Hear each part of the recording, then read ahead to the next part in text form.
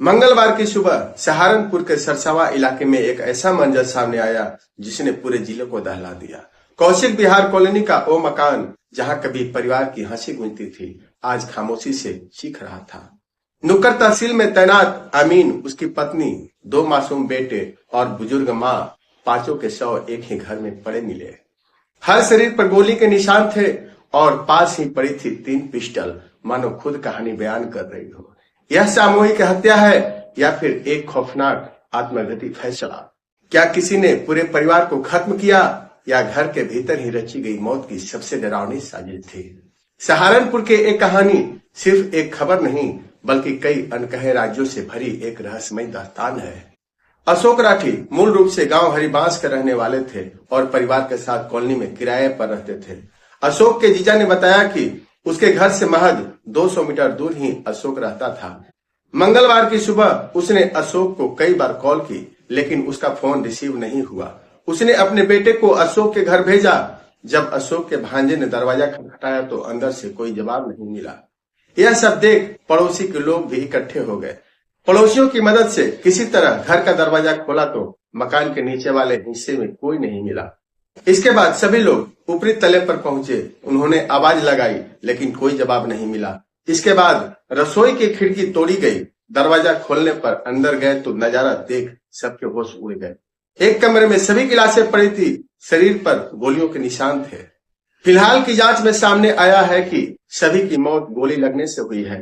परिवार के सभी लोगों को गोली मारकर हत्या की गई या यह आत्महत्या है, इसके मद्देनजर पुलिस परिजनों, रिश्तेदारों सहित आसपास के लोगों से भी जानकारी जुटा रही है। मौके पर कई थानों की पुलिस के साथ फॉरेंसिक टीम भी पहुंच गई है। एसपी देहात सागर जाई ने बताया कि मृतकों की पहचान अशोक, उनकी पत्नी अंजलि, मां विद्यावती, 2 बेटे कार्तिक और देव के रूप में हुई है। अशोक ने अपने पिता की मौत के बाद नुक्कड़ तहसील में राजस्व अधिकारी के तौर पर ज्वाइन किया था।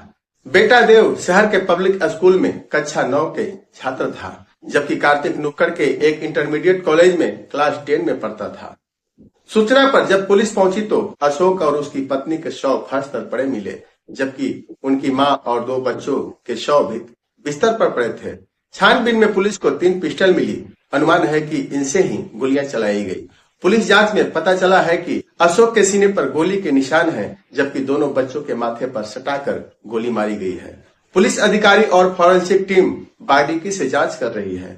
शव को कब्जे में लेकर पंचनामा भरा जा रहा है। एक साथ एक ही परिवार के 5 लोगों की हत्या से इलाके में दहशत बनी हुई है।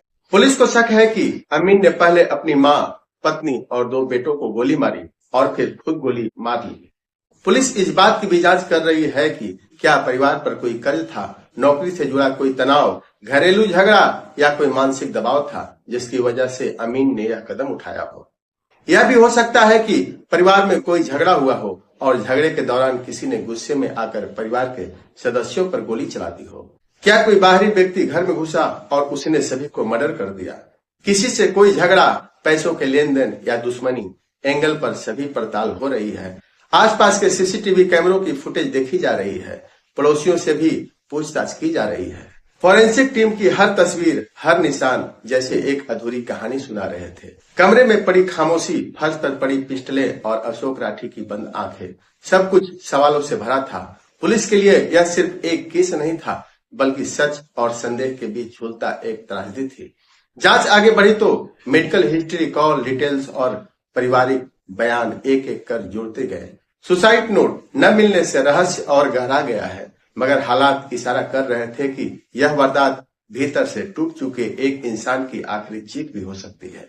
फिलहाल फाइल बंद नहीं हुई है। हर एंगल खंगाला जा रहा है, क्योंकि कानून अनुमान पर नहीं, सबूत पर चलता है। और इसी के साथ कहानी यही नहीं रुकती। सच क्या है, खुदकुशी या कोई साजिश? इसका जवाब जांच पूरी होने के बाद सामने आएगा।